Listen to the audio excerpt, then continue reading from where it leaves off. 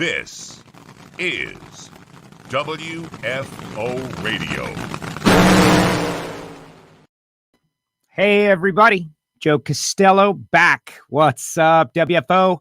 How's everybody doing out there? Those of you watching live on YouTube, our WFO Radio TV YouTube channel, thank you so much. Subscribe, click the bell. Facebookers, hello, and how are you doing this beautiful week as we get closer and closer to the Amalie Motor Oil NHRA Gator Nationals? If you're watching out there on Twitter, welcome to you. I'm Joe Castello, fresh back from Orlando Speed World, the first race of the 70th anniversary season of the National Hot Rod Association. The Southeastern Division's got points leaders already in the books. It was great, good times. Going to talk a little bit about that. NHRA's Alan Reinhart is going to be joining us just moments from now, and we'll talk about the Super Bowl and Tom Brady being the greatest of all time and what did he think of the game and the commercials and all of that. But of course, the big breaking news in the world of NHRA drag racing, what's out there. We might even have a surprise guest, maybe, or you never know what's going to happen on WFO Radio. So definitely stick with us and be ready. I do want to tell you a couple of things that are going on this week. For instance, tomorrow, as in Wednesday. For those of you listening in the future, if it's Thursday, you've missed it, but you'll be able to go back and find it on the website or on Facebook. Leah Pruitt will be on WFO Radio, 4 p.m. Eastern Time. We will connect with Leah and get her thoughts on the start to the 2021 Camping World Drag Racing season and how excited she is to go after it again. And Leah will be on the show from Don Schumacher Racing. Also, I got a call into Tobler to talk with Ron later on this week about the retirement and his great career, all of that, these things on the schedule. We are just all working it out here on WFO Radio Live. And that's the thing. We're on a couple of times a week. And that's why you want to like our Facebook page and subscribe and click the bell on YouTube and download our free mobile app and all of the WFO stuff so you never miss a show and you never miss what is going to happen. And one thing before we get into it with Alan and I tell you about our great sponsors, that Tom Patsis built trophy that sits behind me, made out of parts from Don Schumacher Racing Nitro cars and Hendrick Motorsports, stock cars driven by Jimmy Johnson and Jeff Gordon and Dale Earnhardt Jr., and even IndyCar parts made from Penske Racing parts put together by Tom Patsis from Cold Hard Art prior to his celebrity status, right? Like we got in early on that.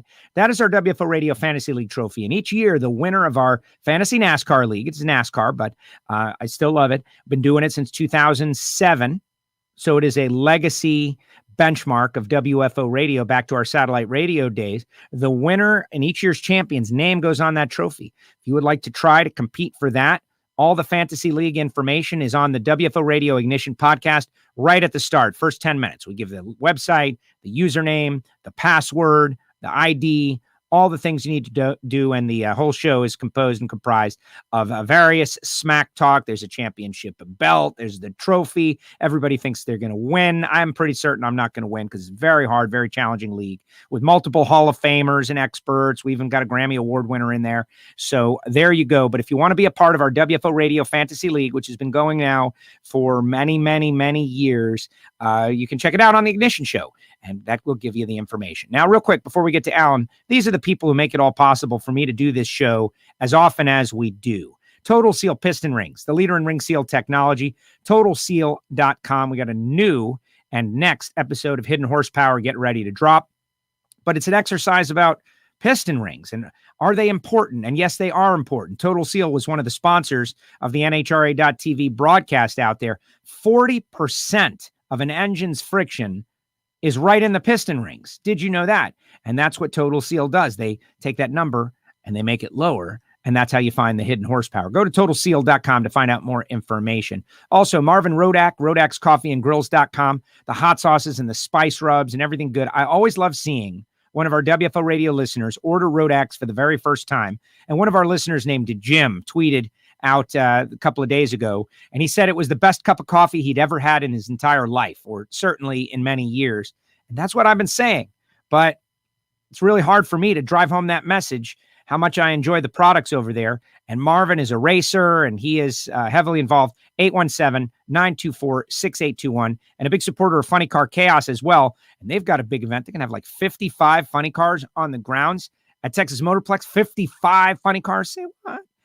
Call Marvin, 817-924-6821. Samtech.edu, the School of Automotive Machinists and Technology. Start your education at full speed. If you want to become a machinist and, maybe end up on hidden horsepower, start it off with samtech.edu. And, of course, Frank Hawley's Drag Racing School, the Dragster Adventure. They've got one right after the Gator Nationals, March 19th. Go to frankhawley.com to find out more information. And the idea that you can drive a dragster, just being a fan, show up with nothing, no equipment, no helmet, just the clothes on your back, and have a full day experience driving dragsters. To me, that's super fun. Did you know that 5 of the champions from last year were graduates from Frank Hawley's Drag Racing School? 5. That's pretty impressive. frankhawley.com. Shout out to Nitro Fish. They still got the promo code WFO20 rocking. You want to get our 10th anniversary t-shirt? There were a couple of them out there at Orlando Speed World. And finally, if you want to get a face covering or some WFO Radio stickers for your car like this, just $10. I'll send you the face covering right from the WFOradio.com website. You can use PayPal. You can use a credit card right there in the WFO store. Just like that. Now it's time to head out Tucson, Arizona, find out what's up with my bud, the voice of the NHRA. Oh, my God, there you go. That's, I think, a little more than 40% on that one. Alan Reinhart. No. This is not a pro stock piston ring. Just want to let everybody know that. This is a total steel piston ring, but this is not a pro stock piston ring. And just for those of you that are wondering, it's not a pro stock motorcycle piston ring either. Wow. Because you're going to need a heck of a compressor to get this in that cylinder. Will that fit over your head, Alan? I'm just wondering. Will that fit over your head? Even without the hat, sure. There it is. Just it was just a head test. It's like a head gauge. And your head is still manageable, Alan. See? Contrary to some say. This is a pro stock motorcycle piston ring, and it will not. No, you little angel. It's like the halo right over your head. Fantastic. What's up, Alan? How are you doing today? I'm doing great. I won the Super Bowl, and you sucked. I was trying to be, Yeah, you're trying to be delicate right there. Yeah, delicate. Let's go with delicate. To ease into it. Yeah, no, I saw it wrong. And most everybody saw it right, though. I did a Facebook Live from Orlando, and 80% was all going Brady. And I just felt like Patrick Mahomes and Andy Reid, and they were the defending Super Bowl champs, and they would bring it, and they did not bring it. And Tom Brady brought it, and he's the greatest of all time. And you got to respect the greatness. No other way to say it. Well, I think, Brady certainly, I believe, is the greatest of all time, certainly at his position. Yes. And, the numbers bear that out. But Tom Brady's not the reason that the Chiefs didn't score a touchdown. I mean, credit where credit's due. Yeah. They fought a defense to shut down a guy that had not been shut down in 2 years. And I think that's where, the majority of the credit should go. I thought the most interesting stat was the first game they played, whatever it was, 10 weeks ago in the regular season. Kansas City jumped out to a huge lead, and then they ended up winning the game in overtime. But they said that after whatever it was a 3-touchdown lead or something, if I'm not mistaken. And like from the second quarter of that game until the end of the Super Bowl, that Tampa Bay outscored them 58-10 or some ridiculous number like that. I mean, it was so, at some point in the first game, Tampa figured something out, and that apparently nobody else figured it out, and they definitely employed it in the Super Bowl. But I think, for all the credit that Tom Brady should get, which is a chunk, he's not the reason that Kansas City didn't score any points. I expected that thing to be a shootout. I really expected it to be 35-30 or something. But I'll take it as long as my team wins. I'm a happy guy. There it is. Well, I'm a Miami Dolphin fan. I did not have a team in this game, but that's for the future. We'll be there someday. I will say, we really did a deep dive analysis on the Ignition show, but Mahomes was running for his life. Like, this guy was not getting any time. And what do they say, right? The fundamentals of the game. Games are won in the trenches. And Tampa's defensive line just totally overwhelmed Kansas City's offensive line. And also critical moments of mistakes, like a couple of balls hitting receivers in the face mask. Like, catch the ball, man. The face mask almost caught the ball. It almost stuck right in there, and they dropped the ball. Critical penalties. Like, you got Brady. It's going to be 4th down. Oh, nope. Penalty. Give him another 4 downs. having to re-kick on a punt. The first one was a boomer. The second one was a muff. Just countless mistakes early in the game.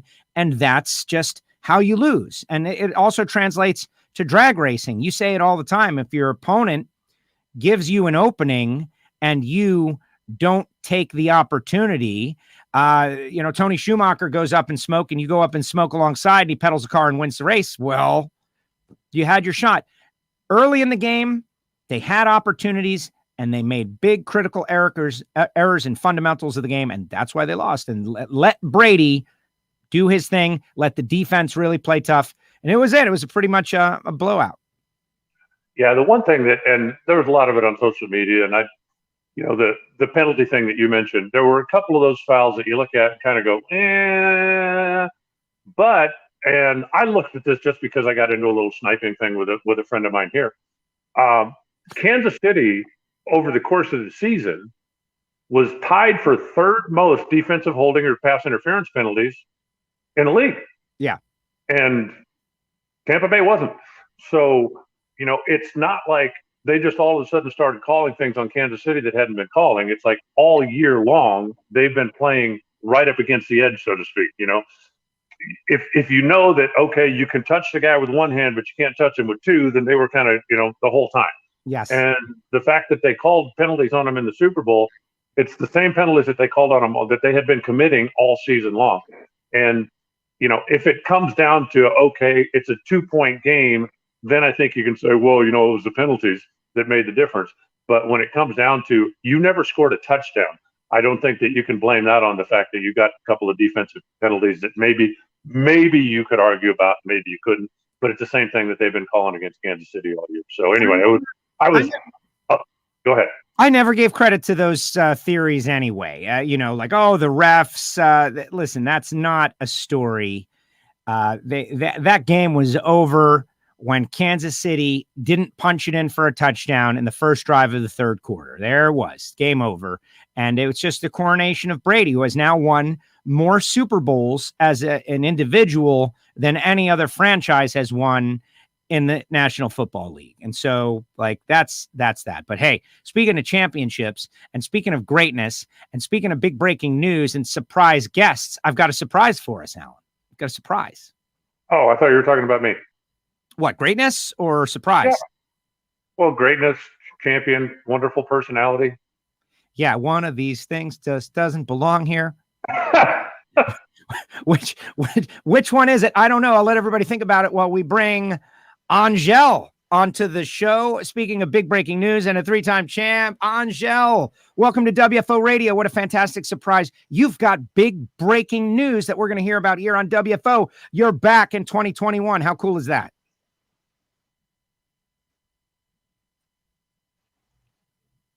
Where'd she go? She's just frozen in time. Can you see me? Can you hear me okay? Yeah, now we can. Okay, hold on a second. Let me try something real quick. Hold on. Oh, she's trying Hold on. stuff, I'm Alan. going to She's switch trying my stuff. She's hold on. switching things. Don't go away. Can you hear me? I hear What's you. the matter? They don't have internet in the bayou yet? Okay. That's what it is. It's on Is that dial-up. better? Yes, sort of. But we see you. You're there. Everybody share the show. It's Angel going live. Moderate to high-level technical Is that difficulties. better? Can you guys hear me? Yes, we hear you. I hear you, Angel. Hey, I can hear you. Yes. Can you not hear us? I guess not. But you know what? You just dive right back in. That's what you do with this program.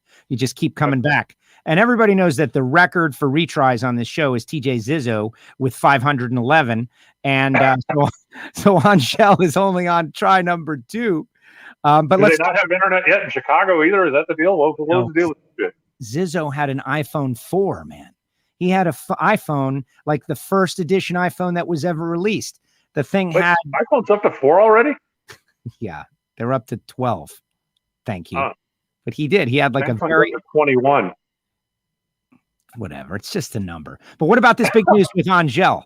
That she's back. She's back with Vance and Hines, and she's going to run a Suzuki 4-valve. It's kind of something we've been talking about. Pretty exciting. Yeah, I think it's great. I think it's going to be good to have her back. It'll be interesting to see if they make an announcement at any point in the very near future about the guys. As of when I was there, or whatever it's been now, 4 or 5 weeks ago, Eddie and Andrew both said that their racing thing was kind of up in the air. They both expected to be on track at some point during the year, but at that point, neither one of them said that they were. At that time, they were not planning to be in Gainesville. They said they weren't going to be running for the championship, but they would still have a presence. Obviously, they've got a lot of engine customers and a lot of other stuff. But if they're going to put Angel on a bike full time, I think that's great. And hopefully, we'll hear something about the guys to get them back out there as well. It's just better. The class is better the more stars that are in it. And I've been around long enough to remember when it was a shock if John Myers or Dave Schultz didn't win. Right. And it was a minor shock if they didn't race each other in the final. And I mean, we're talking for 3 or 4 years. That was the whole story of the class. That's not good for the class. The fans get tired of that. You've got to have personalities. You've got to have rivalries. I think one of the highlights of Pro Stock Motorcycle in the last couple of years was Matt Smith and Steve Johnson. When Matt basically called him out. He said, look, if you're going to complain, put some time into your program. And I think Matt was proven to be right. And Steve did. He motivated. Diving into his program, all of a sudden his performance came up. But I think you need that. You need the personalities out there to go up head to head against each other. You need something for the fans to root for. Angel is certainly a big fan favorite, and I know that she still hates Eddie, but maybe they can figure that out. Maybe she maybe does. They can figure that out with boxing gloves. I would love to see that, but my money is on Angel. No offense, Eddie. So she's still working it out. She was just back on there, but then just dropped off. But this has given us plenty of time to talk about the hype machine that is, Mission Foods. And we're getting closer and closer to the start of this. I love the fact that she's going to be on a Suzuki and that they're going to use the new technology. All right, here we go. Let's see. Here's Angel again. Angel, you're fighting it out. You're still very good. Hello, how are you? I'm having technical difficulties. For the first time. No, but it's having technical difficulties. I moved closer to my Wi-Fi, so maybe that'll help a little bit. So, how excited are you about this opportunity? Oh man, I can't. I was still laughing at what Alan said. You thought he was talking about him, and I'm also known to Alan as the girl. So that's if you would. It's just funny, but anyway, I'm so excited to be here. I've talked about this since yesterday morning when the stuff came out on the internet. I have not stopped talking about it. I had no idea how excited I was going to be back on a Suzuki. I thought, I was going to end my career on that Harley Davidson with Vance and Hines. And when that deal was when they pulled the plug on it, my world came to an end. I thought I was depressed. I was devastated. And then when Terry called and asked would I love to ride the Suzuki, I was like, absolutely. So yes, I can't tell you how excited I am. And especially to bring on a fresh new face like Mission Foods to the NHRA. Kevin McKinnon and I were just talking a minute ago about how much my team loves Mexican food. Like it's almost ridiculous how much they love Mexican food. So this is the most perfect fit for the team. And especially for me being a Cajun girl who just loves to eat. So it's going to be a great year. Yeah, you got to be careful. Those Suzukis way less than the Harleys. Just so you got to be careful with those super supreme burritos and stuff. I actually hadn't heard Mission Foods as a sponsor literally since I used to sponsor when I was doing boat racing stuff back a few years ago, and kind of disappeared from motorsports. So I think it's great that they are back sponsoring motorsports. It's even better that they are sponsoring NHRA, and it's even better that they're sponsoring you. Because now they're not going to send me a text message every week going, what's going on? I'm not there. I miss everybody. Because you're kind of I know. I'm actually, for the first time in my life, more speechless than I've ever been. And that's pretty difficult for me. But I'm just so excited. I thank you guys. When I was losing, I hope you can hear me okay, because you're still breaking up on my end. But I heard a little bit when I was trying to get back on, you talking about Eddie and Andrew. And that's one of the things I'm the most excited about, is the fact that they're going to be co-crew chiefs for my motorcycle. And that's something that I just really can't wait to see what is possible from those two guys when they don't have any other distractions. They don't have to ride their own bike and deal with 3 different motorcycles, 3 different, completely different animals that want 3 different things. They'll only have to focus on me and my motorcycle. And I feel selfish. I've said that several times. I feel a little selfish to be enjoying that idea so much, but I'm going to take it while I can get it. Because I know one day they, of course, they want to be back on the racetrack, and we're hoping that happens. But for now, they're all mine. I get to have 2 crew chiefs that are just amazing people, and I'm really looking forward to seeing what we can do together. Now, I know that you are having some audio issues, and we have fought through this in the past. How happy are you that you got a win on that Harley before that program was over? Let me tell you, I don't know. I was depressed when the sponsorship came to an end. If I had not had that win, I don't even know where I would have been, the day that they told me that we weren't going to be racing anymore. That win is something that I needed, not just for myself personally, but I needed it for the team. I needed it for Harley Davidson. I needed it to know that I could still do this, because I've struggled ever since I came back in 2014. It's been a huge struggle. I won one race in 2016 in Englishtown, New Jersey. And then I finally got another win. I call it my second win, because it was like I started all over again from zero. So in my mind, I only have 2 wins, and those are the 2 biggest wins for me. And so I'm looking forward to adding to that soon. Alan? Does it put extra pressure on you that you're basically going to be on, I don't know if untested is the right word, but I mean, it is a new combination, a new deal, a new, Chris Bostic made a couple of runs on a 4-valve Suzuki last year, but I think a lot of people are expecting that the 4-valve is going to be a huge step forward, and you're basically riding the factory flagship, not one of the factory flagships, if that makes sense. You know what? I'm going to take my earphones out because I think you're just ignoring me. I think that's what it is, Alan. I think that she's chosen to ignore you. I'm wondering. Yep. It's breaking up there so it is. bad. Hold on. I'm sorry. There you go. Just talk Can you hear me? whatever you want to talk I'm about. thinking. Can you hear me now? So, I think I understood what you said. I don't feel any pressure right now. I'm not going to be the only one out there with that engine. Corey and Joey, I think, are supposed to be running it as well. I think if there's going to be any pressure, and I hate to even talk about it because I don't want to let myself get there, but if there will be any pressure that happens to me, it's going to be the fact that I'm the only bike on the team running. When there was 3 motorcycles, we had 3 chances of winning. And if I lost first round, it wasn't that big of a deal because Andrew and Eddie were probably still in. And now that's where the pressure is going to come from. I'm excited about the new engine. I'm excited about what it's capable of. I'm excited to see what Andrew and Eddie can do with it. But I know it's going to be a learning curve for all 3 of us, because they'll be tuning a Suzuki instead of Harley. I'll be back on a Suzuki. Haven't done that since 2007. So yeah, that's the only thing, is I'm just going to have to tell myself that, if I make a mistake and I screw up, it's not the end of the world. We'll try it again next weekend. But that's, me, and that's hard to do.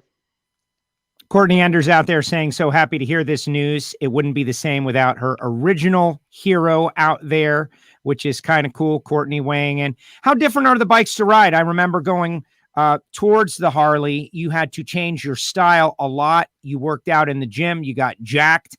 Is that hard work going to pay off double going back to the Suzuki? I'm hoping so. I'm hoping that as hard as I had to train and as much of a challenge as the Harley Davidson was, that the Suzuki will be easier. I know it's not going to be the first way down the track, because I have to get back to the feeling of a Suzuki. Everything's going to be different, from the burnout to the turnoff. It's a completely different animal. Even the shifting, when we put the bike in gear for the burnout, it's a total different shift. Instead of going up, you go down, or instead of going down, you go up. Everything's different. I'm a little bit nervous about the RPMs. It's going to probably sound like the motorcycle is exploding on me, because I'm not used to those high RPMs. Like, I'm used to that lower drag noise from the Harley.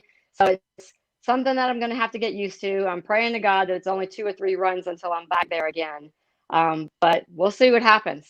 I just can't say it enough how excited I am. Angel, 2 things. One, are you planning to go testing somewhere before Gainesville to make a half a dozen runs? I remember when you got on the Harley, you guys actually came all the way out here to Phoenix just so you could make some runs and get comfortable with it. And the second one, if I understand correctly, the Suzuki is actually more technical than the Harley, right? It's a little less forgiving as far as shift points and that kind of thing. You've got to be right on time on the Suzuki, where you've had a little bit more forgiveness on the Harley.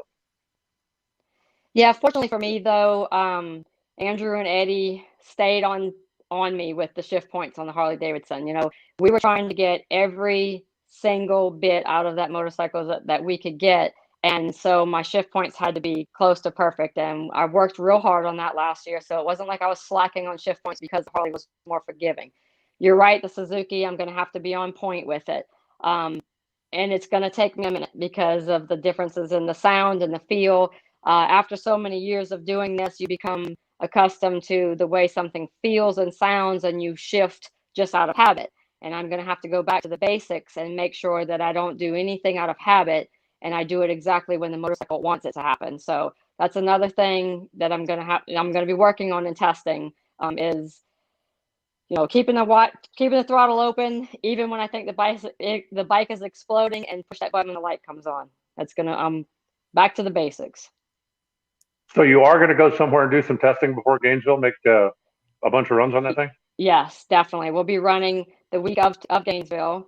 Fortunately, NHRA is allowing us to test at Gainesville as well. So we'll put as many runs as we can afford to.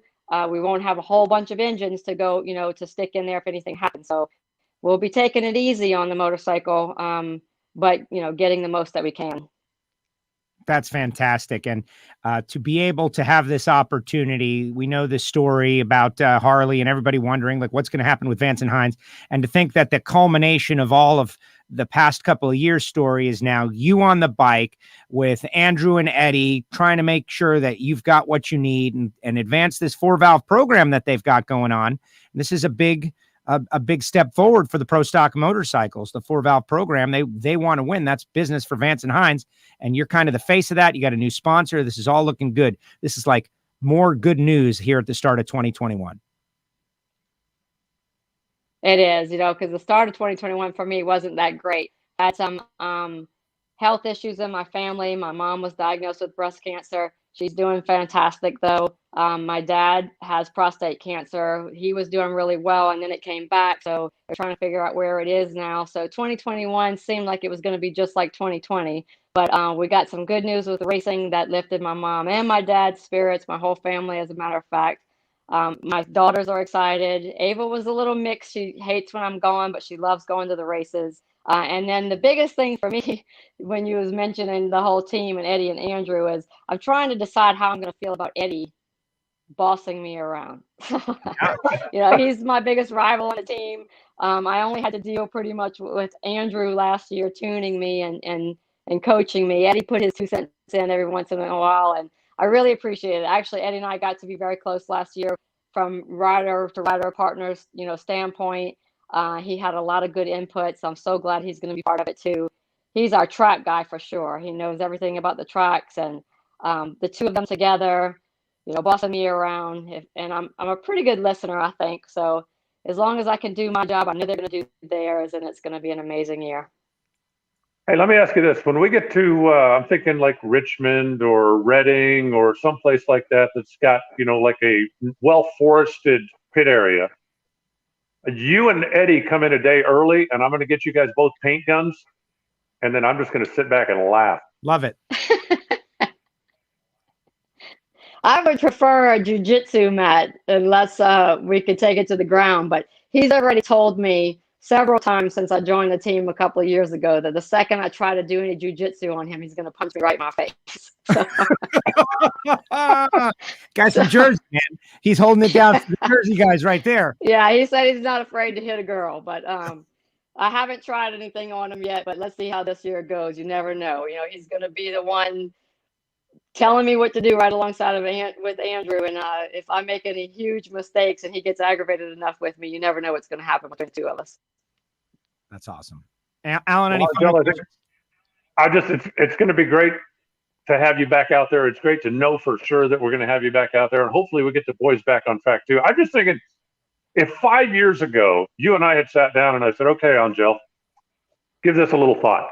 A few years from now, not only are you going to be riding for Vance and Hines, you are going to be the only rider for Vance and Hines. Would you have placed any bets on that? Yeah.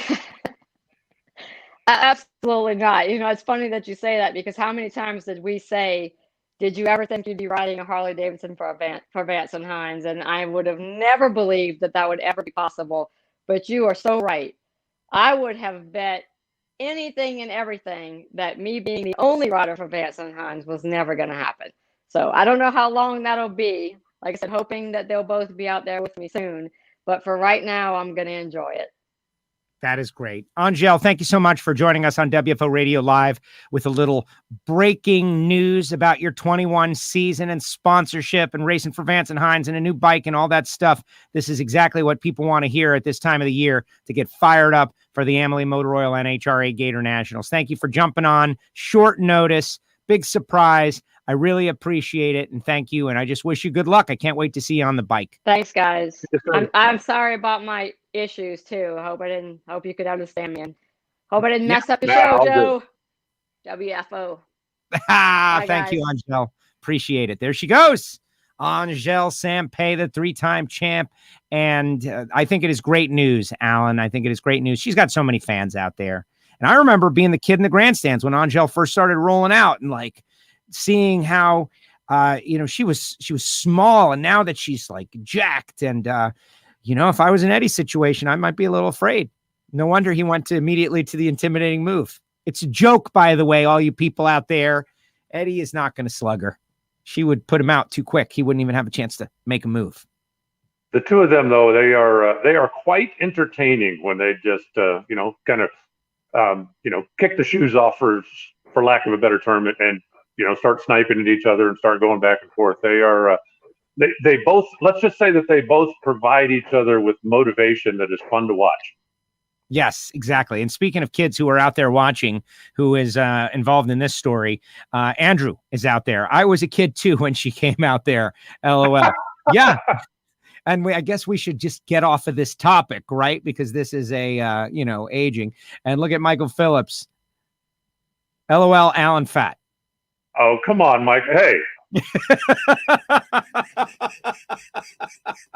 I'm going back in the right direction. Michael Phillips doesn't care about any of the stuff we just said. He's just going at Alan.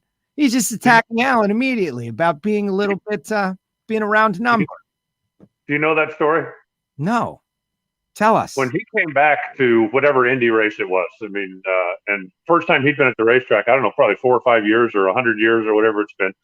It took him a while for his probation officer to let him leave the state and go racing again. Perfect sense. And I like Michael Phillips. I mean, if you don't know him, he is like overflowing with personality and outgoing and just like a genuine good guy, sort of. And so I swung by the trailer and I said, "Hey, man, good to see you. It's been a few years." And he went, "Boy, if you put on a lot of weight." And I'm like, "Really? Not nice to see you? Not happy to be back? Not yeah." So that's what that's all about. And all right, Michael, whatever. Just remember, there will be a lot of people in the grandstands this year when I make fun of you on the starting line. Just remember that. Watch out. Don't battle it out with the guy with the microphone. I had a similar situation a couple of years ago. I think it was Billy Glidden. I went walking back there and he's like, "Joe, you're so fat." And I'm like, "Oh my gosh, Billy Glidden decides to tell me how fat I am. I must actually be pretty fat." And so I have since then, Billy, thank you very much. I have gotten on a moderate fitness regimen. So I'm less fat, but not completely thin. But good job, Michael Phillips. Michael Phillips, one of my favorite pro stock motorcycle racers, because he'll get in and he'll talk the smack. He'll talk the talk. Come and take you whooping. We've even got audio clips of Michael. I would love to see him on a quick and fast bike so we could get out there and just mix it up. He makes it fun. He, Eddie, Matt Smith, like those guys, they will just talk. They know what people want to see. They all come up through that world of like being at a track in the middle of nowhere and there's no cameras or anything except people are still talking. That's the fun of the race. And so I would love to see him out there on a fast bike ASAP. But great for Angel. That's the news of the day. Right on. See, this guy says that you rock. And another guy said, thank you for helping him with his practice tree a little bit earlier. I don't know that story exactly, but you helped Mark Watkins set up his practice tree, he says. Round is a shape. Cool. Happy to help. There you I'm go. just a wonderful guy, Joe. I'm just a wonderful guy. No, I know that that's definitely the image that you want to put out there on WFO. Absolutely. What's Courtney say? I can't read that. But now you're on the fitter program. That's right. Fitter. Not quite fit. Fitter. Exactly. Well, you don't have to be. Well, Courtney is a very fitness-oriented person, and she just says make less bad choices. You don't have to stop making bad choices. That's crazy. Just make fewer. Like, try to make fewer bad choices. Should I have a couple of beers? I actually reached out. I reached out to Courtney towards the end of last season, and I said, "Look, give me a couple of things, okay? I'm not going to completely change my life. I'm not going to never have another beer. I'm not going to spend 18 hours on a treadmill a day. I said, just give me a couple of things that'll help." And she gave me a list of things, and I've been kind of following her stuff. So I send her a picture of my bathroom scale every once in a while with a little thank you note, and made a little more progress note. And if she would ever respond to my text, that would really be nice. But other than that, it's a one-way communication. The thing with Courtney is that she thinks I like Erica best, and the only reason she thinks that is because every time I see Courtney, I tell her I like Erica best. So she gives me a hard time about that. You're doing psychological warfare with people, man. That's not nice. Speaking of Erica, though, this past weekend at Orlando Speed World, the winter warm-up first NHRA Southeastern Divisional race, Erica was there running competition eliminator. Apparently the elite squad got an idea late in the week, like, let's go to Orlando. They sent the trucks out there, and Richard wins the deal. Richard goes out there, ends up qualified second, same ET, 686 under, but Joe Aerosmith actually went out first. And Richard wins the race over Taylor Chmisky. And Taylor went red in the final. I know he was probably gutted about that because he had a great race day. But Richard, the first winner in Comp Eliminator of the 70th anniversary season of the NHRA. Richard Freeman, the point leader in Comp Eliminator. I got to tell you, if I'm Erica, yeah, I'm thinking, now picture this, okay? I mean, we just talked to Angel. If Terry Vance said, I'm going to get on a motorcycle next week and won, wouldn't you be going, uh-oh, this guy owns all the stuff. He can do anything he wants. He doesn't really need me anymore. You think Erica's nervous about that? I don't. I do not think Erica is worried about it at all. Like, I don't think it has entered her mind. But it was great, the star power, to be up there and saying, like, here's our 4-time Pro Stock champion in the Camping World Drag Racing Series running comp. The people at Orlando, and we didn't have tons of fans, but we had quite a few people coming out, sitting in the stands, like getting in their seats half hour before the first cars went down the racetrack, staying until the last pair in the same two seats. It was pretty crazy. But it was a lot of fun. Richard won. Lincoln Moorhead in super stock. He was dialed in, man. You could see Lincoln out there just clicking him off. Big win in the final over last year's winner, Mark Nowicki, and he picked up the win. It was cool. And he was like, yeah, I guess I still got it. Yeah, Lincoln has been on, I don't know if vacation's the right word, but he's been definitely spending a little more family time and business time.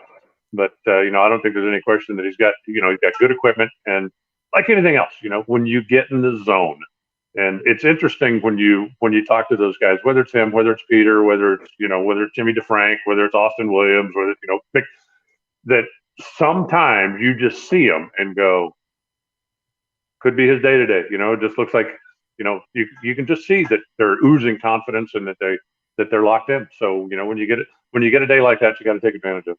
Absolutely. In Stock Eliminator, it was Blake Hickman. Robert Houston won in Super Comp. Super Gas was John Labousse, and Top Dragster was Anthony Bertazzi. And Anthony came on the show last week, and I asked him the question we talked about. So the first and most important thing to me is we have proven that WFO Radio is definitely not bad luck. Like, I'm not saying we're good luck, but we're not bad luck, because Anthony was on and he won the race, and Boos won the race, and they just cleaned house in a big weekend in Top Dragster. Well, I just like to, hey, come on. What's that? That's a double up. Anthony owns a car that Labousse is driving. That's a double up. That's what I'm saying. It's like our show is not bad luck to come on to all the people, like right before you race. Like, maybe it's even good luck. But Anthony said in response to why do the winners win?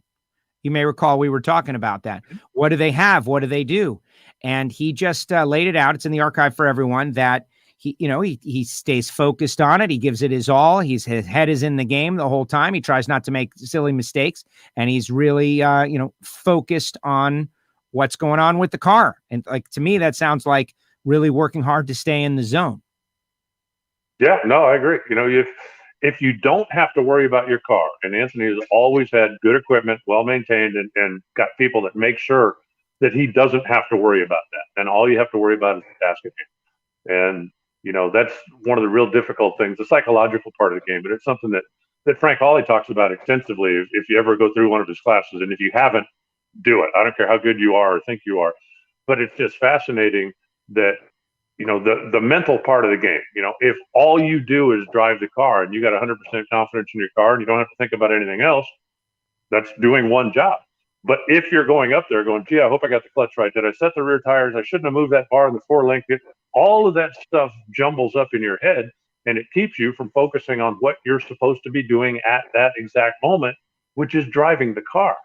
And, it's just a big part of it. But, the mental game is huge. And, Anthony, like I said, I think that, I think preparation is a big part of it. And obviously when you get in the zone, you're in the zone. And, how you get there would be a beautiful thing. If you could ever figure that out, tells people, okay, here's the deal. Yeah. Take this pill and you'll be in the zone. You would have more money than Jeff Bezos right now. But, nobody knows how to get there.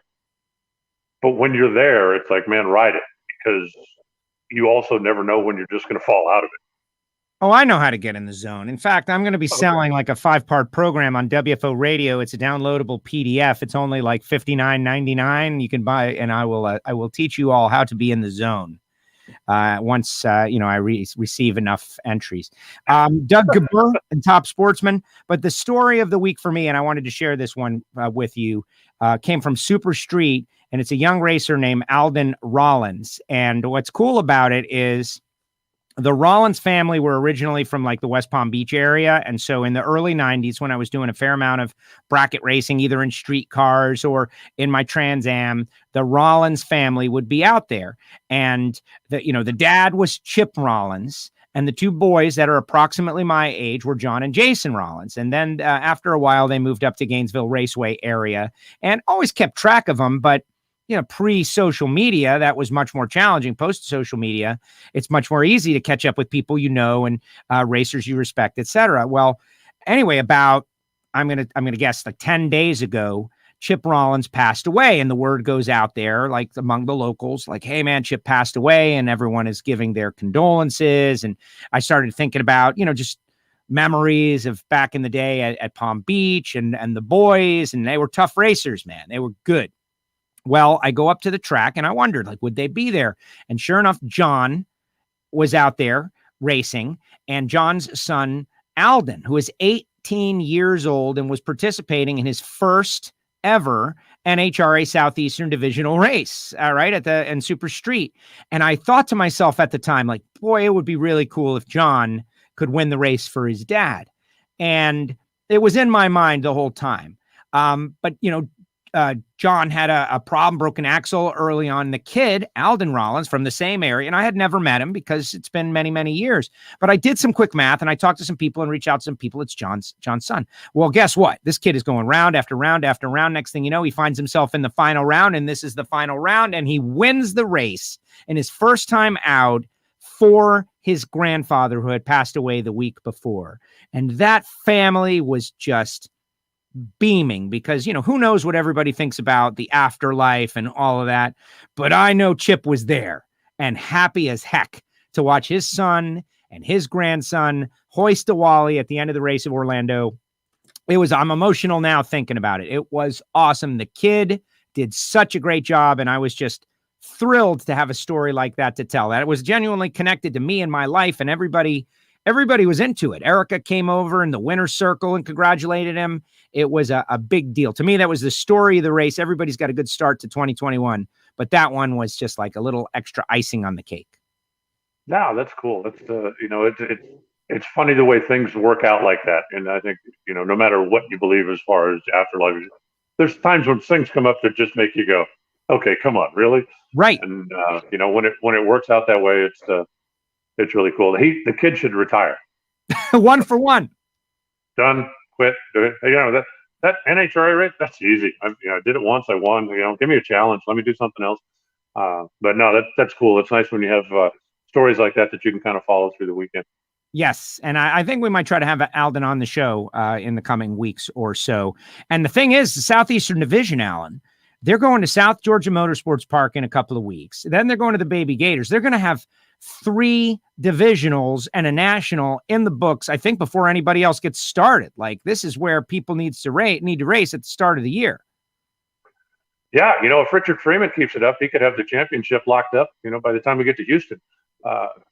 We actually were supposed to have a race out here coming up in a couple of weeks, but, Arizona being a hot spot and some of the stuff that's going on, the Tucson race has now been rescheduled down towards the end of the year. So while everybody's firing it off out in your neighborhood, when we get down towards the end of the year, normally when people would come out for the Vegas Pomona thing, and that last Las Vegas race is huge, there's going to be a Tucson race, a Phoenix race, and a Las Vegas race, all on the division or regional trail coming into the last couple of weeks of the year. So you could fire everybody off out there, and we'll bring them all out here when the championships are on the line and see who can actually close the deal. I like that. We start early and you guys finish late. Joe Aerosmith out there. I got to hang out with Joe a little bit. He was the #1 qualifier in comp, mentioning Frank Hawley's drag racing school as one of the best things you can do to help your mental game. And he's obviously been through it, and you've spoken about it. And I've had many conversations with Frank doing the spots here on the show. Joe's got a good little deal going on. That little Pontiac GTO is hauling the mail, and he doesn't have to worry about his windows going up and down like I do.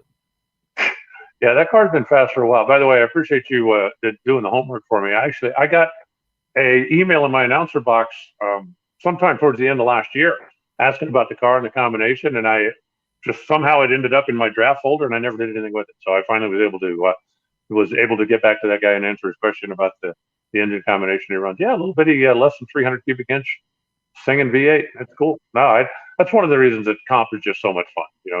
About anything you can imagine. Like, what if let's find a class 4 in comp and let's go see what happens. Exactly. No, it was a great weekend, great event, broadcast on NHRA.TV, and the divisional races will be on there, and they will be complimentary. Like, maybe not every single one of them, but most. The ones that are on NHRA.TV will be free. There were some people out there spreading the rumors that it was just the first couple of races and it was all an elaborate ruse for the NHRA to seize control. Like, people are crazy. We had a good time and it was a lot of fun. Now, tomorrow on the show, we got Leah on the show. Leah Pruitt, who had a really strong year last year. The end of the year, obviously marred by that wicked crash, but I'm very excited to see Leah at the start of this year, because I really think that this is going to be her. Not that she hasn't already broken out, but you know what I'm about to say. Like, you build on a year like last year and maybe turn it into a championship year this year. And I think that this could be a year where she's right there battling to the final race against the Capco team. Yeah, I hope so. I hope you're right. And, I don't think she's going to have any problem getting focused. I know it wasn't widely publicized, but Leah's father passed away recently. The service actually was yesterday. So, if she needed any extra motivation, I think that's going to drive her. Her dad, who was there when she and her sister both started junior racing all those years ago, and has been cheering her on throughout her whole career. So I know that that was kind of a difficult thing for her. And like I said, I think if she needed any extra motivation, that she's definitely got it there. But she's got a good team. She's got a good car. The real thing is, the Capco boys. I mean, right now they are. I don't know if they're head and shoulders above everybody else, but they're certainly at least head above everybody else. And just trying to keep up with them, trying to stay on their level, and that's going to be difficult. Speaking of which, since we had Angel on the show, yes, and you're going to have Leah on tomorrow, yes, that Leah and Angel and I have got a connection that nobody else will ever have between the three of us. That forever and ever. Amen to what the country song. Should we all try to guess? We all jumped out of the same airplane. Oh, the Golden Knights thing? The Golden Knights thing, yeah. It was Leah and Angel and I were all on the same airplane. And it was kind of funny that the way they load the plane, the biggest person is closest to the door because, the smallest person has to scooch and, do all this stuff. So obviously I'm the one closest to the door because, as Michael Phillips will be happy to tell you, I'm fat. And, Leah and Angel are both further back in the plane. And so we're like cycling up, and the guy opens the door and it's like, yeah, it's a long way down there. And I'm sitting there thinking to myself, there's no way I can chicken out. No. Because they're not. Those will never, ever let me hear the end of it. So it's like, okay, well, buckle up. You ready? Ready? Roll out the door. Now, I didn't know this until later, but the two of them are sitting back in the back of the plane, chatting with each other about, do we really want to do this? Is this really a smart thing? Is this really something? And then Leah says, we turned around and you were gone. And it's like, well, we got to go now. Otherwise, we will never hear the end. And Angel actually did it a couple of times. So, she wasn't, I don't think that she was in chicken out mode. Of course, first time she did it, she wasn't a mommy and didn't have all that other stuff. Right. See, yeah, that was a pretty cool day. When you get to jump out of the same airplane with Leah and Angel, that's a pretty good day. And when it's a Golden Knights airplane, that's an even better day. Well, to me, that's what sells it. I'm not a kind of guy that's going to jump out of a perfectly good airplane like Paul Lee. I was a competitive skydiver, and we used to make shapes in the sky as we're falling at 100 miles an hour.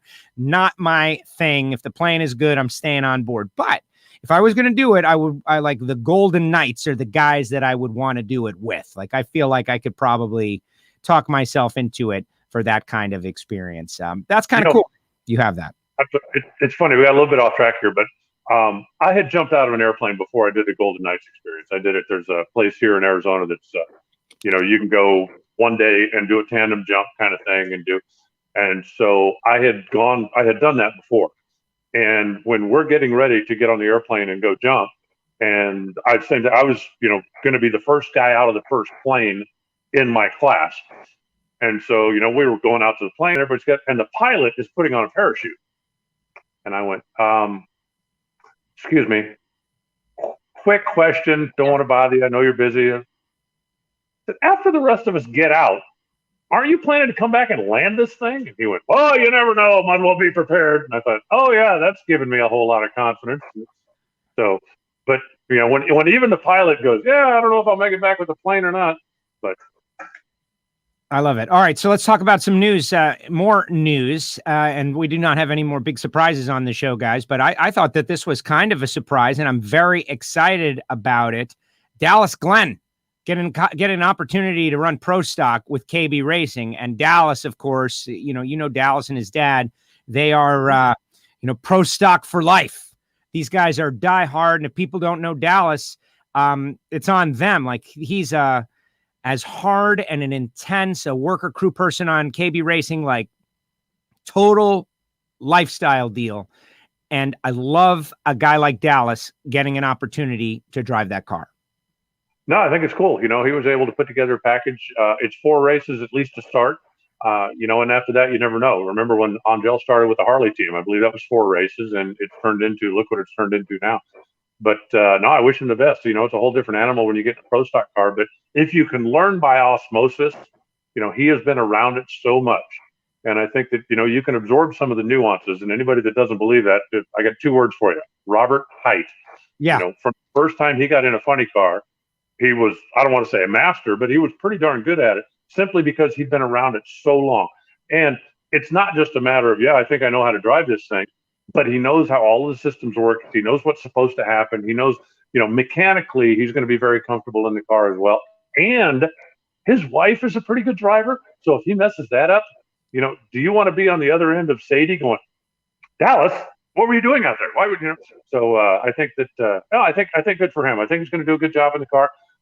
And I think that, I think that the fans that get to know him are going to like him in a hurry. Hopefully he's able to turn the 4-race opportunity into something even bigger. Well, absolutely. Look, Jerron has got the Dallas Glenn helmet gig locked down, which is kind of right on.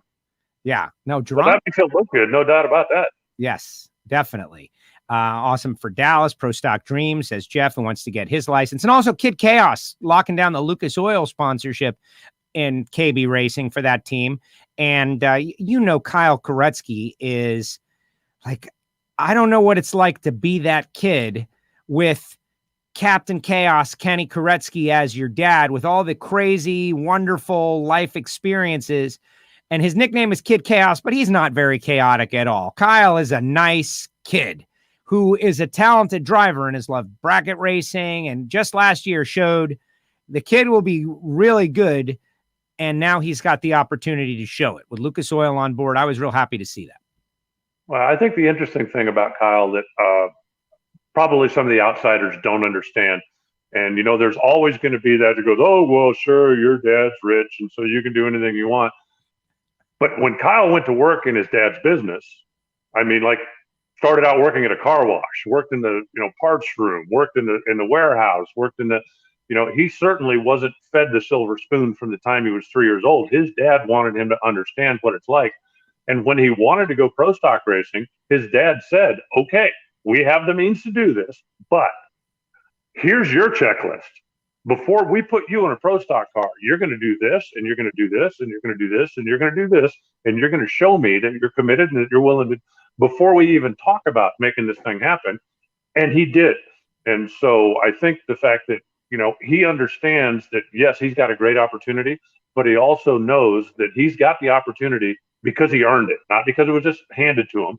And he knows that he's got to keep earning it. So I think it's great. I think, the fact that Lucas and Lucas Oil decided to come on board with him, I think is a good move. He's a young guy. He's a good looking kid. He's, I think going to do well in the class. And, I think it's a win for everybody all the way around. So I'm looking forward to it. How long ago was it when everybody said, "Oh, pro stock is dead"? Look, there's only 4 old guys that even care anymore. Yep. And now we've got Koretsky, Dallas Glenn. I don't know how long he's going to be there, but he's certainly going to be around for a while. I think you certainly wouldn't call Alex Laughlin an old guy. I wouldn't. Erica isn't old or guy, and she's got 4 championships. There's just all this great talent coming on. We're talking about Aaron Stanfield and Mason, I think, Troy. There we go. Yeah, Mason McGay. But nature abhors a vacuum. And there are a lot of people that still love pro stock, even people that are fairly young compared to the founding fathers of pro stock. And when the opportunity's there, they're moving into it. So it's going to be a fun year to watch all of the categories. But I think pro stock is still as popular and certainly more competitive now than it's been in a long time. Yeah, the connection to the divisional race is walk in the pits. I got a very limited opportunity to get down into the pits, just a few minutes here or there. It rained, and so I ran down to the pits. I got to talk with some people, but pro stock is the destination there. Like, you talk to everybody, stock, super stock, comp, everybody. They talk about pro stock. What's up with pro stock? Who's running pro stock? And it's very eye-opening. I know that there are people that think that there's only fans of Nitro, and of course we all love Nitro, but pro stock, it's the destination for the sports and racer. That's where they dream of being. Pretty cool stuff. Brittany Force was on the coverage of Supercross and did an interview, and that interview has become into like big breaking news. I hope it's true because it's been taken as true. She says, "Oh, we're going to see everybody in Gainesville." I hope she means that all along. I know, but people might be wondering, like, is she just going to be there in Gainesville? Or are they going to be racing in Gainesville? Like, there is some vagary there that I hope is true. But the cat's out of the bag now. It sounds like that Brittany's going to be running in Gainesville and John Force Racing is going to be there. I'm just waiting for like the official press release. If you go on the John Force Racing Facebook page and go back to Christmas Day on December 25th, they released a video that had Austin, Robert, John, and Brittany all saying, "Want to wish our fans a happy holidays. Hope you're enjoying the season. Can't wait to see you at the racetrack next year. We'll be back." It's not a secret. And, the fact that they haven't had the official announcement, okay, here's our driver lineup, here's our sponsor lineup. They have said all along, we are sitting out 2020 so that we can continue with the company in 2021. They've said it all along. And I didn't take it as breaking news. I think it's great that, Brittany was at the Supercross and she was there with her team. And, but I don't see it as breaking news. I think that, it's been all along. I was in John Force's shop, 5 weeks ago. And like, what are you guys doing? Ready to go. We are like stocked up, loaded up, ready to go, make some, do some testing and ready to get back on track. So, if that's what people needed to have confirmation and make them feel better about it, then that's great. I'm glad that Brittany went public with it. But I didn't take it as breaking news. I took it as just confirmation. Well, I cannot wait. That's it. We are just about 5 weeks away, maybe even a little bit less, till the Amalie Motor Oil NHRA Gator Nationals. I am super excited. Feel like we've covered most of the big stories, and now that if we get off the air, a couple more will happen, as we know. Any final thoughts? Anything you want to throw out there? Well, I was just, are we gonna make a prediction on? I guess there's a little stock car race coming up this weekend. Do you want to make a prediction on that, or do you still have your tail between your legs from the Super Bowl thing, and you're just not willing to get whooped again? You know what? I respond very well to that kind of taunting, and I am ready to make another prediction. Okay, and I'm going to try to stay uniform between the shows, because the people who checked out the Ignition show last night, honestly, Alan, the Daytona 500 has kind of sneaked up on me a little bit this year with things going on. It's Daytona week, and we've got the Clash. Tonight? Right on the road course. It's tonight on the road course, which I think is very interesting. And then qualifying tomorrow, and the duels on Thursday, and the trucks on Friday. Tanner Gray going to be in that race. Xfinity on Saturday, and Sunday the Daytona 500. So it's a little different with the big rollout. But I will tell you, I'm making my pick. It's just purely cosmic. It just hit me, and I feel like it's going to happen. Ryan Blaney is going to win the Daytona 500. That is my pick. And for several reasons. He's won a race each of the 4 last seasons, but hasn't had his big breakout year just yet. But he's a very talented race car driver, and I think that we are about to witness the big breakout superstardom year for Ryan Blaney. Now you. It's funny you should say that, because I was thinking about it this morning. I listen to NASCAR radio quite a bit, and I was thinking about it this morning. And I was thinking, okay, well, if we do predictions, are we going to do one guy, or are we going to do a team? Or are we going to, because, when you've got Super Bowls one-on-one, right? That's sure. Pretty basic. But when you got 40 cars on the racetrack, could you, hedge your bet a little bit? And I thought, if we did teams, I'm going to take Team Penske, because I think, one, certainly Joey is really good. Brad is really good. They both are. And then Ryan Blaney's like a bonus, right? I mean, it's not like, okay, we got these two, and well, I guess he comes with the package, because I'm really thinking that he could be the guy who saved me if I took Team Penske. I think he's going to be up front. I think he's going to be a factor. But since you took him, yes, I'm going to go the other way. I'm going to go over to Stuart Haas. I'm taking Harvick. Okay, well, he's pretty good. That guy, yeah. Kevin Harvick. Yeah. You could have taken the 11 car, and if you'd have done that, I would have gone, come on, man, really? You're gonna take Denny? I mean, that's like a favorite to go 3 in a row. I'm not picking favorites. I don't go chalk. Okay, I'm as degenerate as the next guy. I got to get some odds, and I feel like Ryan Blaney. Like, if I was actually going to place that wager, I would get a decent payout for that, and he's got a really good shot. But what I'm most excited about is to see cars on the racetrack, and you say it all the time. I know there are some race fans that I like this and I don't like that, and this is the only thing I like. But I know you're the kind of guy that finds appreciation in everything that has to do with horsepower, racing, race strategy, and technology. And I'm with you on that. And so I'm excited, because Daytona means we're getting closer to Gainesville. And simple as that. Well, I certainly have my favorites. I mean, obviously NHRA is my favorite motorsport. Sure. But I don't have to put another one down to tell you that. Right. I can tell you I love NHRA without saying something else is awful or something else sucks. And, going to the 24-hour race a couple of weeks ago was very interesting for me. It's not my style of racing. It's not the kind of cars that I normally watch, but it's engines, it's loud, it's fast, it's competitive, and it was a great experience. So, maybe I'll keep a closer eye on that. Maybe if an opportunity comes up to do that again, I'll do that again. By the way, you mentioned Tanner Gray being in the truck race. Did you see Taylor's race last night? No. New Smyrna, leading coming out of turn 4, gets tapped in the bumper, ends up being 3 wide at the stripe. He ended up finishing 3rd, but he finished 3rd by less than a fender. And that's that of course is Tanner's little brother. So look out. There's more Grays coming.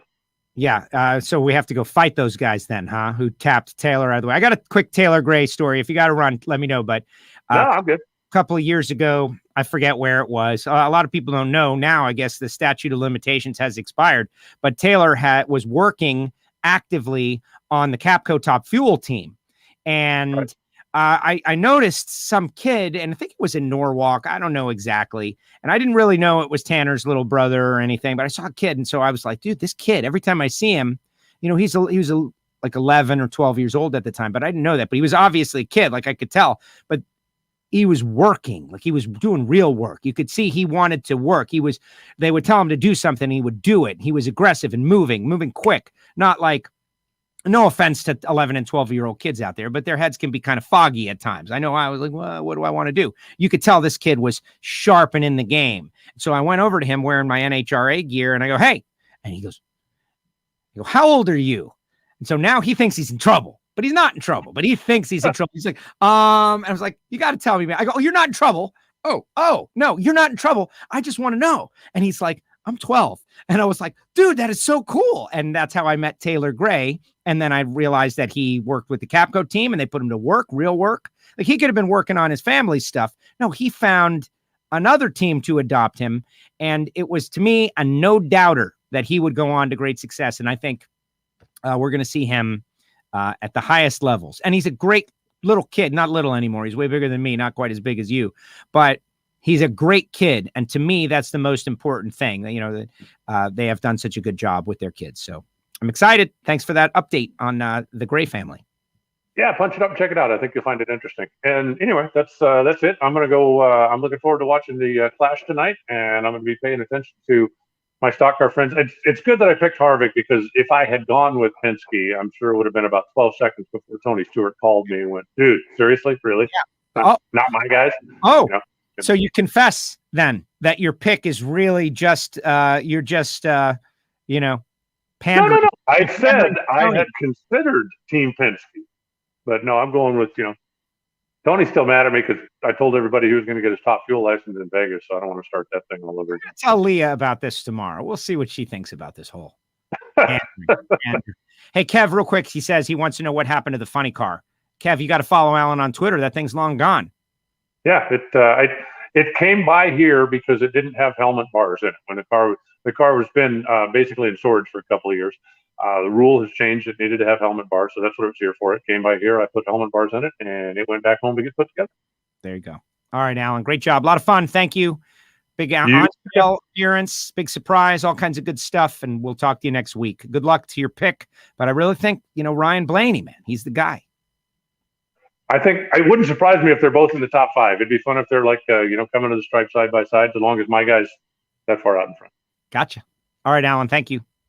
See ya. Here he goes. NHRA's Alan Reinhart with us here on WFO. We kept Alan for an hour and 7 minutes. Boy, this guy every week, he's always doing great stuff for us here on WFO Radio. And if you like what you're hearing or you like what you're seeing, be sure to subscribe to the podcast, Apple Podcasts, Spotify, SoundCloud, Stitcher, everywhere you get your podcast. Also YouTube, subscribe, click the bell, and let's do Daytona 500 picks. Put your comments in the comment section. Your pick and your final comment of the show. Let's see what everybody else has to say. All right, let's see what you guys have to say. And if you would like to join our WFO Radio Fantasy NASCAR League, which, right back there, the Fantasy League trophy with all of those names that have been earned, the first one is WFO Joe, though. I am a past champion. Back when it was really hard, when we had like 14 leagues. On XM satellite radio. But listen to the Ignition show. In the first 10 to 20 minutes, you get the information. But it's driver group. I'll just tell you. You want to be in the fantasy league? I'm trying to get the listenership up on the Ignition show. We had so much fun reviewing the Super Bowl commercials, etc. But drivergroupgame.com is the website. You create an account, obviously, and the group ID is 613. 613, and the password is capital letters WFOR lowercase ADIO number 1, all one word. WFOR lowercase ADIO 1, all one word, all squished together. That's your password. And the group ID is 613, and it's WFO Radio. And we do not have limited entries, and usually 20% quit after the first week because they realize that they don't have what it takes. That's it. And I encourage you to come up with a fun or funny team name. All right. So while everybody's putting their Daytona 500 predictions in our comment section, I'm going to tell you how you can get a WFO Radio face covering by going to WFOradio.com and clicking the store And for just $10, you could get a face covering, which you still need. As you know, there's those variants out there, all kinds of stuff. You need face covering. They're telling you wear 2 of them now. My goodness, man. You wear 2 of them. I shouldn't tell this story, but I will. Somebody came up to me in Orlando and they were a little bit, they weren't wearing a face covering, and I felt a little like, and I was like, hey, do you have coronavirus? And I'm like, no. And I was like, how do I know that? And they're like, oh my gosh, super sorry. Yeah. And it was a great apology. But that's the thing, man. You got to have one of these face coverings, and you might as well have it be a WFO radio face covering, and they fit real well. And it can be like the 5th or 6th one that you wear. And they're just $10, and you get a couple of WFO stickers with it. Also, and if you want to get free WFO radio stickers, you can go to the WFO store. There's an address, send a self-addressed stamped envelope, and I'll throw in a couple of WFO stickers for free. Joe Aerosmith put some on his car this past weekend. And of course, I was humbled and honored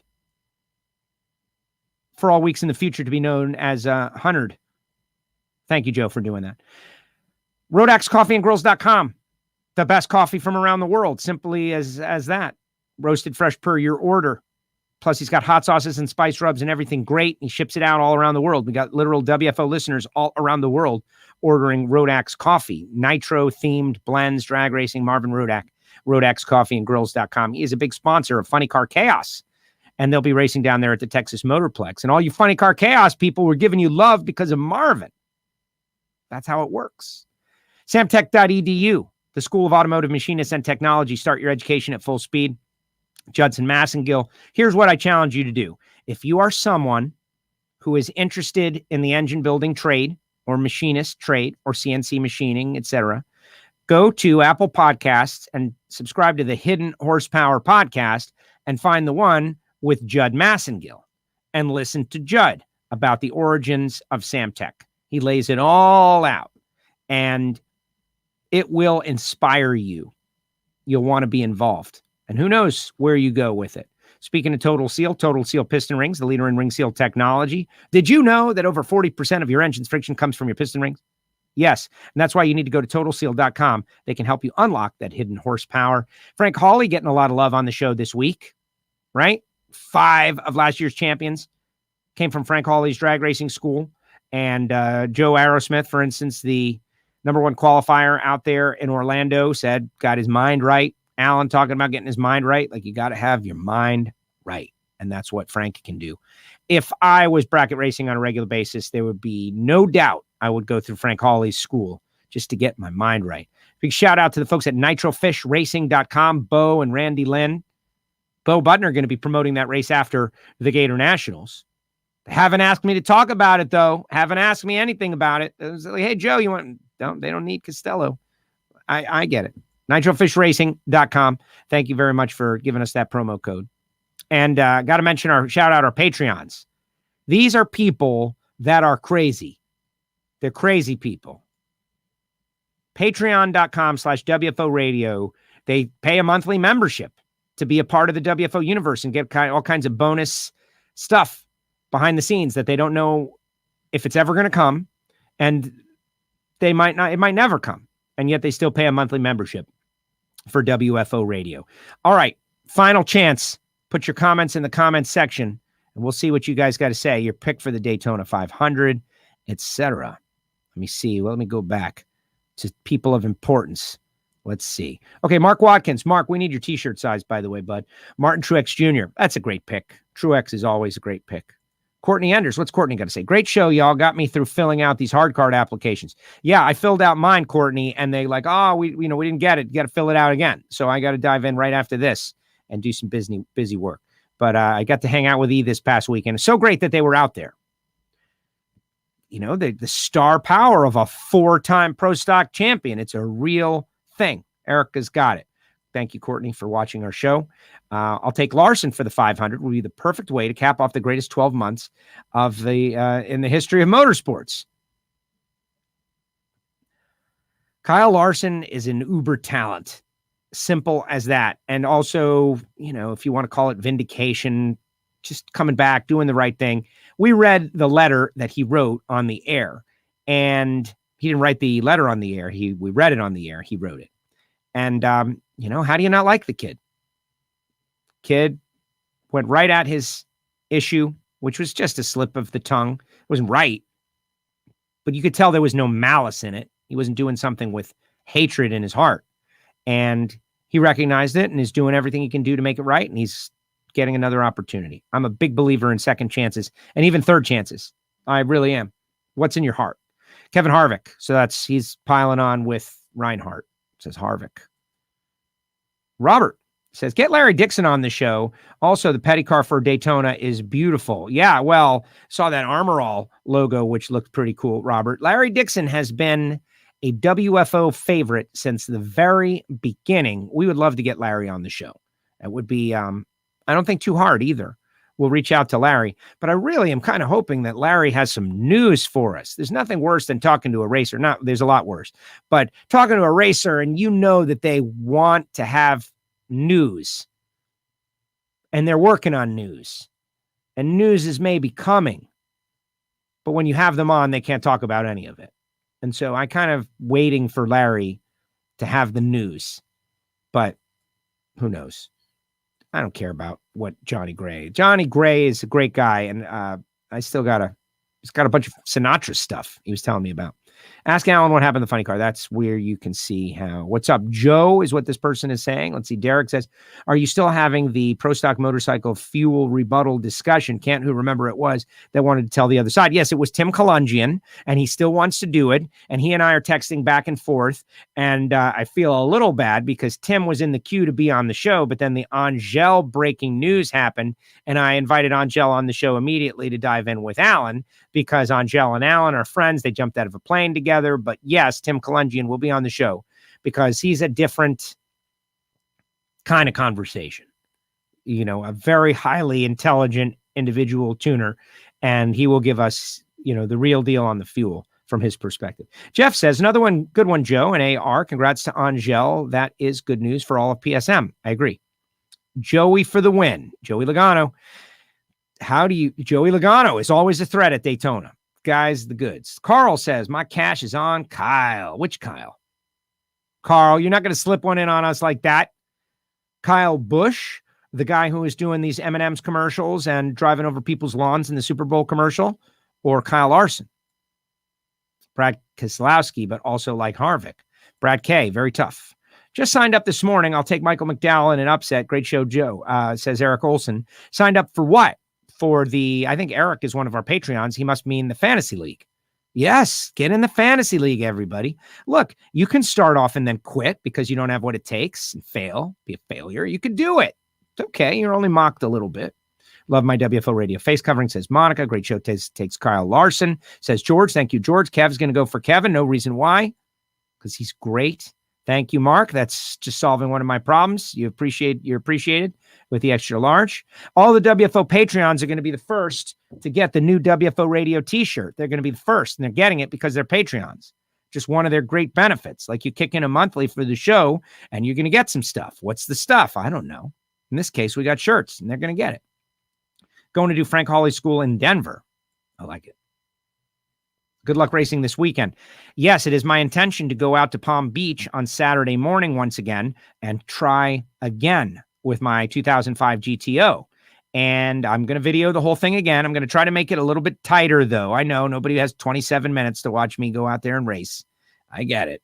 We're going to be a little tighter with our content. But yes, I'm going to race again this weekend. Weather permitting. Got 50% chance of shower.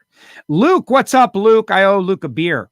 Luke bought me a beer out there in SEMA show a couple years ago. One of our listeners down there in Oz. And I think Luke was telling me, Luke, I was just thinking about you this morning are you the one who told me about how Australians combine their words? Like he's teaching me the Australian lingo there was like 10 different things where you take this and you take that and it's like a whole sentence and you make one word out of it. And nooner was one of them. Thanks, Luke. Shoot, I missed it. Now it's Joe or Hal, depending on whether Kyle is talking. Ha. I don't know what you're talking about. Carl, easy money. Easy money. I put the bathrooms in this joint. Kyle Larson, thank you for clearing that up. And yes, Fantasy League, first year. Well, good luck. Good luck. It's not easy. It's not easy. That's for certain. These guys take it serious. And there's a lot of people been in there a lot of years that haven't done anything. I'm talking squat. Nothing. Well, this has been a long show, guys. Hour and 20 minutes on WFO. You can see that I was fired up. But then again, we did have Angel and Alan, and we're making picks, and we're having fun. For those of you who hung tight on the whole show, thank you. I appreciate it. The podcast, they're going to love it. Apple Podcasts, Spotify, SoundCloud. This is really all a podcast show, our podcast listeners. And you can share the show with your friends, and we're looking for a big push here at the start of 21. Very excited. I'll be out there announcing the World Door Slammer Nationals in Orlando Speed World. We're going to do some stuff promoting that in the coming weeks. Going to be a lot of fun. And then the Amalie Motor Oil NHRA Gator Nationals. Going to be fun. And we're going to get this thing launched, baby. We're going to get off the ground in 21. Cheetos commercial was bad. I didn't like it either. And I love Mila Kunis. Like, I love Mila Kunis. Especially younger Mila Kunis. But that's terrible, right? But it's honest. But I didn't like that commercial. But the one I hated the most was for that Funky Buddha hard cider stuff with the little faces and the big face. Like two faces. What kind of crazy stuff was that? That's like Monkey Baby. I'm not into that. The best commercial? I like the Lombardi thing at the beginning. Anything with Vince Lombardi walking around like motivating me. Vince Lombardi is one of the greatest motivators ever. He could just tell me stuff and I'll do it. But it was a good deal. Fun Super Bowl. And yes, I admit it, I liked the weekend. You guys don't get the weekend, that's because you're old. As am I. But I got it. All right, everybody, that's going to do it. Thanks to Alan Reinhart. Thanks to Angel. And thanks to all you people out there in the WFO universe and our great sponsors. Really appreciate all of you. We'll see you next time on WFO. Remember, Leah Pruitt tomorrow, 4 p.m.